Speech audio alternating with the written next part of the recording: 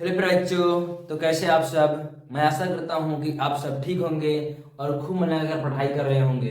तो आप लोग इसी जोश और जुनून के साथ पढ़ाई करते रहिए। चलिए लेकर आ गए हैं फिर से आप सभी के लिए एक नई वीडियो, एक नई शानदार वीडियो, इम्पोर्टेंट वीडियो, जिसमें हम सब देखने वाले हैं क्लास 9th लेसन 1 यानी कि जो पार्ट है वो एक रहने वाला है, सब्जेक्ट बायोलॉजी है यानी कि जीव विज्ञान। लेसन ए का नाम क्या है? The fundamental unit of our life.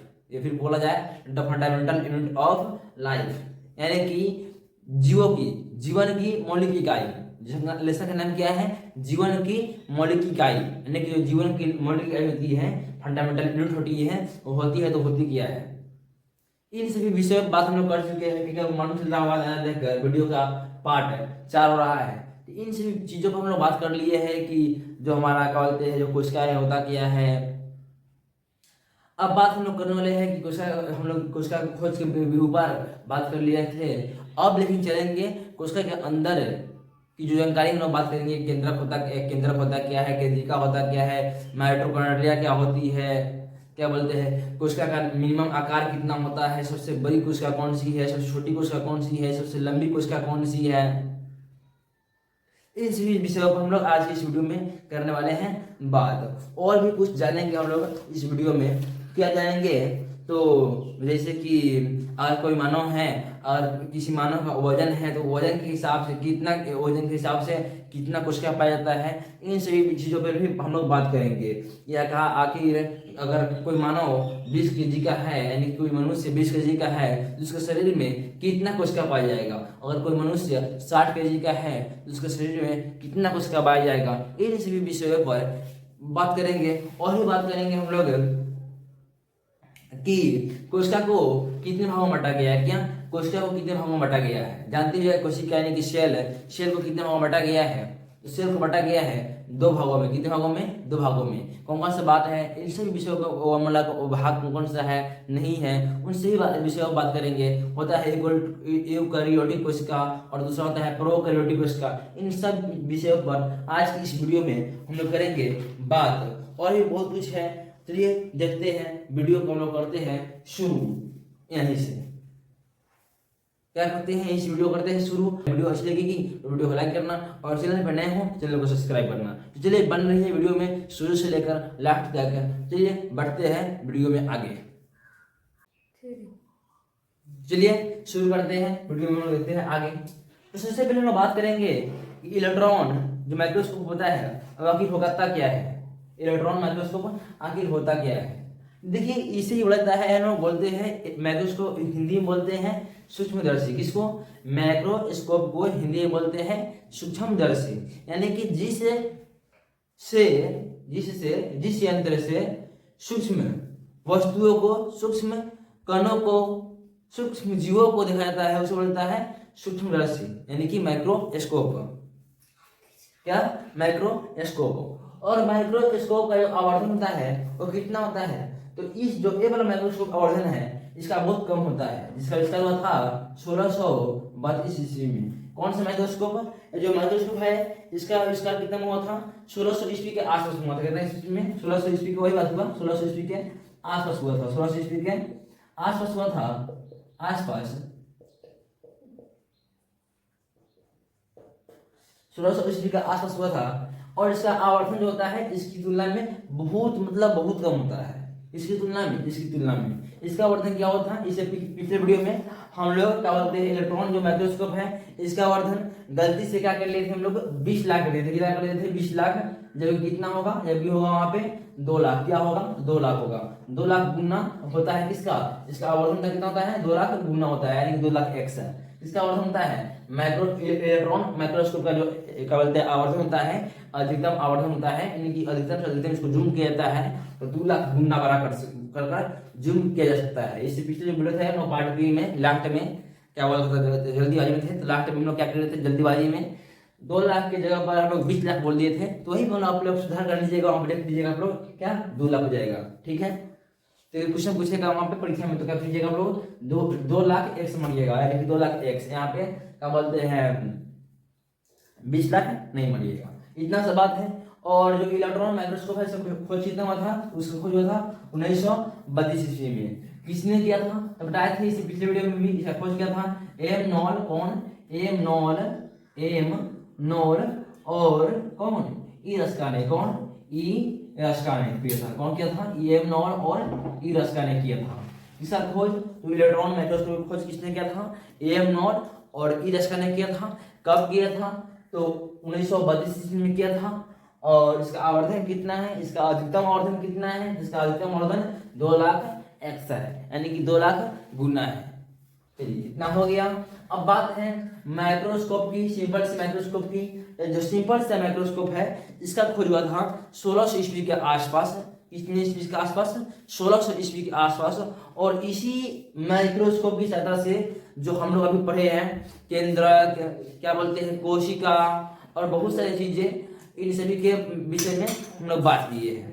किससे, तो इससे बात किए हैं। इस सब इसका जो खोज हुआ था वो था माइक्रोस्कोप की सहायता से। वैज्ञानिकों ने अभी तक माइक्रोस्कोप की सहायता से ही हम लोग जितने भी क्या बोलते हैं कोशिका के जो पार्टों के बारे में हम लोग, मतलब जो भागों के बारे में अध्ययन किए हैं, उनका जो खोज किया है, जैसे मृत कोशिका, जीवित कोशिका और भी केंद्रक, इन सभी के विषय में जो खोज किया है वो खोज हुआ है माइक्रोस्कोप की सहायता से, यानी कि जो सिंपल माइक्रोस्कोप है उसकी सहायता से।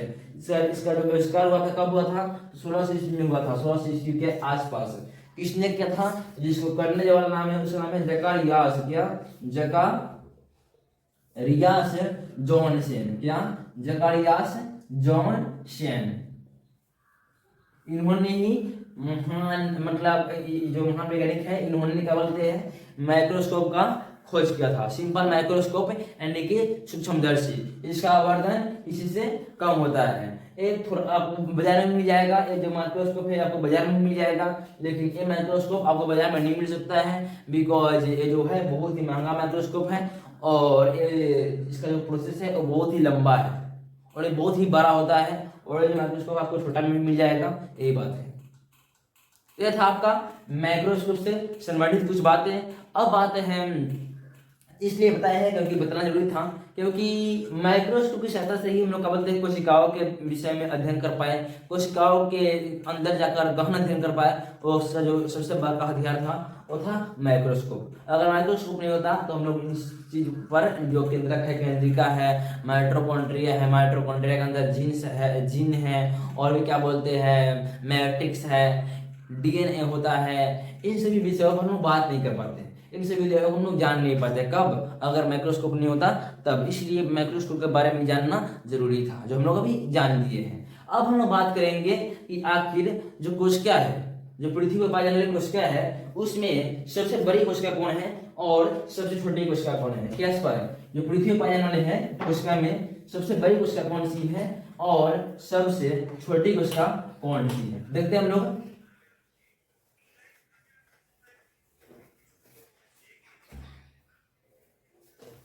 क्या हम लोग, आप लोग क्वेश्चन लिख सकते हैं कि पृथ्वी पर पाए जाने वाले सबसे बड़ी कोशिका कौन सी है। क्या, पृथ्वी पर पाए जाने वाले सबसे बड़ी कोशिका कौन सी है। तो हम लिखेंगे यहाँ पे, आप लोग क्वेश्चन लिख सकते हैं, हम लोग सीधे लिखते हैं डायरेक्ट, पृथ्वी पर पाए, क्या, पृथ्वी पर पाए जाने वाले सबसे बड़ी कोशिका, सबसे बड़ी कोशिका कौन सी है, तो है शुतुरमुर्ग का अंडा। क्या, शुतुरमुर्ग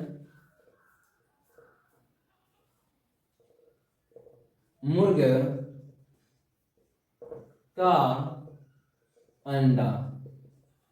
पृथ्वी पर पाई जाने वाली सबसे बड़ी कोशिका कौन सी है, शुतुरमुर्ग का अंडा है। क्या है, शुतुरमुर्ग का अंडा। आप लोग गूगल पर सर्च करके देख सकते हैं। शुतुरमुर्ग का अंडा बहुत ही बड़ा होता है और ये पृथ्वी पर पाए जाने वाले सबसे बड़ी कोशिका है। क्या, शुतुरमुर्ग का अंडा क्या है, पृथ्वी पर पाए जाने वाले सबसे बड़ी कोशिका है। और बात की जाए कि पृथ्वी पर पाए जाने वाले सबसे छोटी कोशिका कौन है, कौन, पृथ्वी पर पाए जाने वाले, पृथ्वी पर पाए जाने वाले सबसे छोटी कोशिका कौन सी है ना, सबसे छोटी कोशिका, सबसे छोटी कोशिका कौन सी है? चलिए देखते हैं पृथ्वी पर वाले सबसे छोटी कोशिका कौन सी है। तो कौन सी है? तो वो है माइक्रोप्लाज्मा। क्या? तो क्या है? उसका नाम है माइक्रोप्लाज्मा। क्या? Mycoplasma,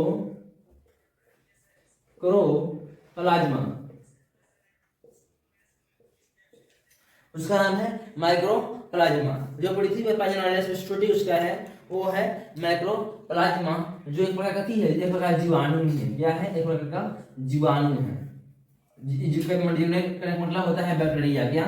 bacteria, bacteria. यानी कि जो पृथ्वी पर पाई जाने वाली सबसे छोटी कोशिका है वो एक प्रकार का जीवाणु है। क्या है? जीवाणु है, जिसका नाम क्या है? माइक्रोप्लाज्मा। और पृथ्वी पर जाने वाले सबसे जो बड़ी कोशिका है वो क्या है? शुतुरमुर्ग का अंडा है। क्या है? शुतुरमुर्ग का अंडा। अब आप शुतुरमुर्ग नहीं देखे होंगे तो मुर्गा की तरह ही, मतलब मुर्गा जो मुर्गी होती है उसी तरह होता है, लेकिन वो थोड़ा बड़ा सा आकार में बड़ा होता है। आप लोग जाकर देख सकते हैं गूगल पर सर्च करके। उसका जो अंडा होता है वो पृथ्वी पर जाने वाले सबसे बड़ी अंडा है, मतलब बड़ी कोशिका है। अब बात करना ये है कि मानव शरीर में, मनुष्य शरीर का सबसे बड़ी कोशिका कौन सी होती है? क्या? मानव शरीर का सबसे बड़ी कोशिका कौन सी होती है? लिखेंगे हम लोग बात को कि मानव शरीर की सबसे बड़ी कोशिका कौन सी है ना? कोशिका कौन सी है?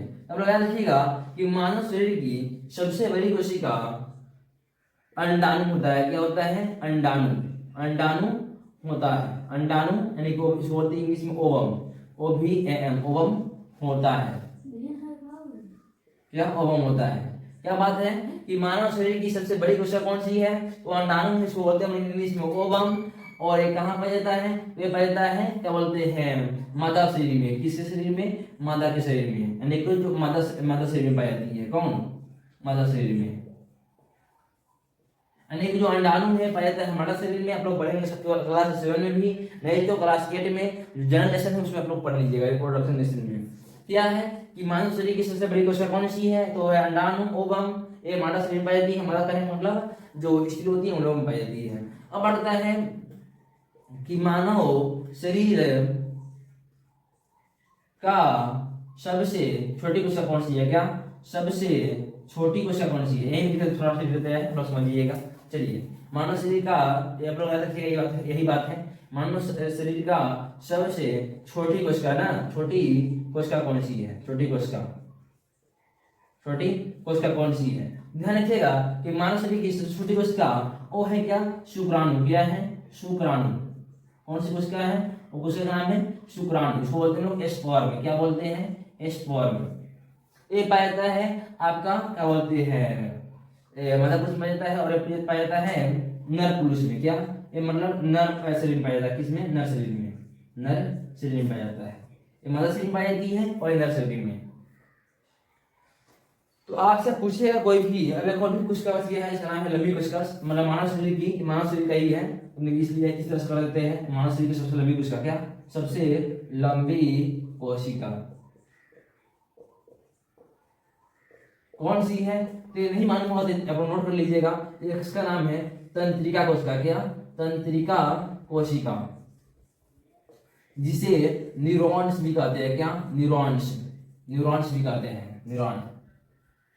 तो ये बात था कि पृथ्वी पर पाए जाने वाले सबसे जो क्या बोलते हैं बड़ी कोशिका है वो कौन सी है? तो पृथ्वी पर पाए जाने वाले सबसे बड़ी कोशिका शुतुरमुर्ग का अंडा है। और नेक्स्ट जो है पृथ्वी पर पाए जाने वाले सबसे छोटी कोशिका कौन सी है? तो पृथ्वी पर पाए जाने वाले सबसे छोटी कोशिका क्या है? माइक्रोप्लाज्मा है, जो एक प्रकार का बैक्टीरिया है, यानी कि जीवाणु है। नेक्स्ट पर ही है कि मानव शरीर का सबसे बड़ी कोशिका कौन सी होती है? तो वो होती है अंडाणु, उसको हम लोग इंग्लिश में बोलते हैं ओवम। और क्या बोलते हैं, पाया जाता है मादा शरीर में, यानी कि औरतों में पाई जाती है। और बात रहा क्या बोलते हैं क्या बोलते हैं छोटी, मतलब मानव शरीर की सबसे छोटी कोशिका, तो वो है स्पर्म में, इसको बोलते हैं लोग शुक्राणु। ये पाया जाता है किसमें? नर शरीर में पाया जाता है, यानी कि पुरुषों में। और बात रहा कि सबसे लंबी कोशिका कौन सी है? सबसे लंबी कोशिका है तंत्रिका कोशिका, जिसको हम लोग बोलते हैं न्यूरॉन्स। क्या? न्यूरॉन्स। और अभी तो हम लोग हमारे जो शरीर में जो भी संक्रियाएं हो रही है, जो भी संक्रिया हो रही है, ये हाथों का चलना, कलम से लिखना, मुंह से जो बोल रहे हो वो, यानी कि सब क्रियाएं एक साथ जो हो रही है कारण होती है, किसके कारण होती है, तो ये न्यूरॉन्स के कारण ही हो पाती है। ये जो तंत्रिका तंत्र है इन्हीं के कारण ये संभव हो पाती है। अगर तंत्रिका तंत्र में थोड़ा भी समन्वय घट जाएगा तो उन्हें बोलेंगे कुछ और, लेकिन हाथ का इशारा होगा कुछ और। हम लोग बोलते हैं बड़ा, तो बड़ा अपने आप हो जाता है, बोलते हैं छोटा, तो छोटा अपने आप हाथ का इशारा हो जाता है। कभी बोले हम लोग कि इस तरह से, कभी बोले है छोटा, नहीं ना, इस तरह से कभी बोले है बारह, नहीं ना, इस तरह से मतलब समन्वय कभी हो ही नहीं पाएगा, हो ही नहीं पाएगा इस तरह से, क्योंकि क्या बोलते हैं इसको, मतलब कंट्रोल करने वाले जो कोऑर्डिनेशन है, आपका लेसन पढ़ने को मिल जाएगा क्लास 10th में, कोऑर्डिनेशन रिलेशन मिल जाएगा आप लोग क्लास 10th में। उसमें केवल आपका तंत्रिका तंत्र के बारे में ही उसमें पढ़ाया गया है, उसमें तो ज्ञान पाइएगा। जो तंत्रिका तंत्र है, जो तंत्रिका कोशिका है, जो न्यूरॉन्स है, उसका कितनी बड़ी अहम भूमिका है हमारे शरीर के अंदर। इसलिए अभी हम आपको पढ़ाकर बोर्ड नहीं करना चाहते हैं, आप लोगों को बताएंगे इसके बारे में पूरी एकदम सुंदर से सुंदर, मतलब इसका क्लास चलेगा आपका क्लास 10th में, इसमें क्लास 10th में। लेसन का नाम ही है, क्या बोलते हैं, कोऑर्डिनेशन, और इसका नाम है यानी कि नियंत्रण एवं समन्वय। चलिए देखेंगे उसको आगे वाला लेसन में। अब बात यहाँ है, कितना लोग देख लिए हैं, सबसे लंबी कोशिका कौन सी है, सबसे बड़ी कोशिका, शुतुरमुर्ग का अंडा, सबसे छोटी कोशिका, माइक्रोप्लाज्मा जो एक प्रकार का जीवाणु है, बैक्टीरिया, मांस की सबसे बड़ी कोशिका क्या होती है, अंडाणु यानी कि ओवम, और मांस की सबसे छोटी कोशिका शुक्राणु होती है, स्पर्म नर में पाया जाता है और मादा में पाई जाती है। और जो रहा लंबी कोशिका वो तंत्रिका कोशिका, जो हमारे जैसे जो लगभग जीवों में पाई जाती है, क्योंकि सबके पास दिमाग होता है, वो जीव भले कोई भी हो, सबके पास दिमाग होता है और सबके पास क्रिया होती है, संक्रिया होती है, इसलिए सब में पाए जाते हैं। ये इतना मात्रा रहा। अब हम लोग बात करेंगे कि आखिर जो कोशिका है, क्या कोशिका है, कोशिका का जो मिनिमम आकार है, क्या मिनिमम आकार, सबसे छोटी का आकार वो कितनी होती है। अभी तक जो कोशिका खोज की जा चुकी है उसमें पाए जाने वाली सबसे छोटी कोशिका की आकार कितनी है, कौन सी छोटी कोशिका कौन सी है अभी तक में, सबसे छोटी कोशिका है अभी तक में वो है माइक्रोप्लाज्मा, जो एक प्रकार का क्या है, जीवाणु है। लेकिन बात किया जाए तो उसकी आकार, जो आकार होती है वो कितनी होती है, ये देखना है हमको, उसकी आकार कितनी होती है। अब लोग ध्यान रखिएगा, सबसे छोटी कोशिका है उसका आकार होता है, क्या होता है, उसका आकार होता है 0.1 माइक्रोमीटर, क्या माइक्रोमीटर, इसको लोग बोलते हैं माइक्रो, क्या बोलते हैं, माइक्रो, यानी कि 0.1 माइक्रोमीटर। क्या सबसे छोटी जो कोशिका है, यानी अभी तक जितना कोशिका खोज हो चुका है, अभी तक जितने भी कोशिका खोज हो चुके हैं उसमें से जो सबसे छोटी कोशिका है, कौन, माइक्रोप्लाज्मा, सबसे छोटी कोशिका, सबसे छोटी कोशिका है, कोशिका सबसे छोटी कोशिका है, सबसे छोटी कोशिका और कौन सी है, उसकी आकार कितनी होती है, सबसे छोटी कोशिका का आकार कितनी होती है, आकार वो आकार होता है 0.1 माइक्रोमीटर होता है, क्या 0.1 माइक्रोमीटर, यानी कहने का मतलब 10⁻⁻7 मीटर, इतना मीटर, यानी कि इतना छोटा है कि देख लीजिए कितना छोटा हो सकता है, आप देख सकते खुद ही, यानी कि इतना छोटा है, 1/10⁻7 मीटर, इतना छोटा है, यानी कि एक को इतना से भाग देंगे जितना छोटा आएगा उतना छोटा होता है कोशिका का आकार, जो सबसे छोटी कोशिका है। और जो पृथ्वी पाए जाने वाले सबसे बड़ी कोशिका है उसको तो हम लोग आंखों से देख सकते हैं, कैसे देख सकते हैं, बिकॉज वो पाए जाते हैं शुतुरमुर्ग के अंडे में, और शुतुरमुर्ग के अंडे जो होते हैं हम लोग खुली आंखों से देख सकते हैं, ये ऐसी बात है। इतना हो चुका है। अब हम लोग बढ़ते हैं आगे क्या है, जो सबसे क्या बोलते हैं, जो कोशिका है, कोशिका किस पर निर्भर करती है, जो कोशिका की जो संख्या होती है, कोशिका की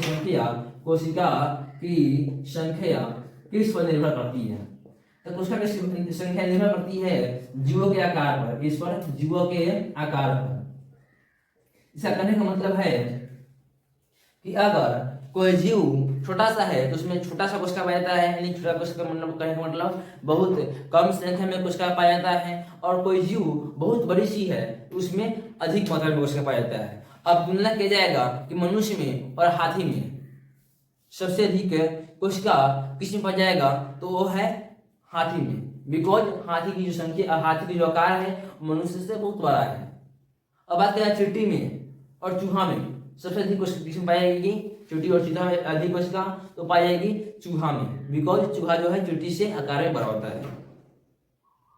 इतना हो चुका है। अब बात किया जाए इतना करने के बाद में, अब बात किया जाए तो लोग बात करेंगे कि क्या बोलते हैं जो कोशिका है, कोशिका को कितने भागों में बांटा गया है, क्या कोशिका को, किसको, कोशिका को,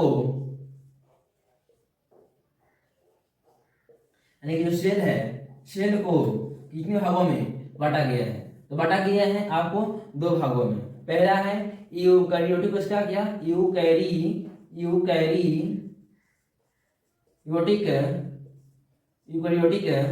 कोशिका,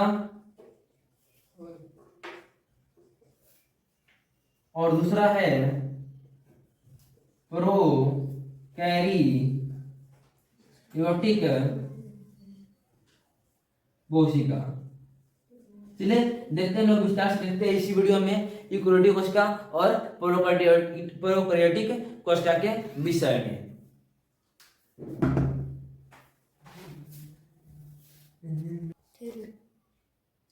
चलिए कोशिका का जो प्रकार है, जो कोशिका का कितने प्रकार होते हैं, तो कोशिका होते हैं हमारे दो प्रकार के, एक यूकैरियोटिक कोशिका और दूसरा होता है प्रोकैरियोटिक कोशिका। इसके बारे में हम लोग देखेंगे नेक्स्ट वीडियो में, बिकॉज समय का भी अभाव है। चलिए बढ़ते हैं, देखते हैं हम लोग नेक्स्ट वीडियो में। तब तक के लिए जय हिंद दोस्तों, मिलेंगे नेक्स्ट वीडियो में।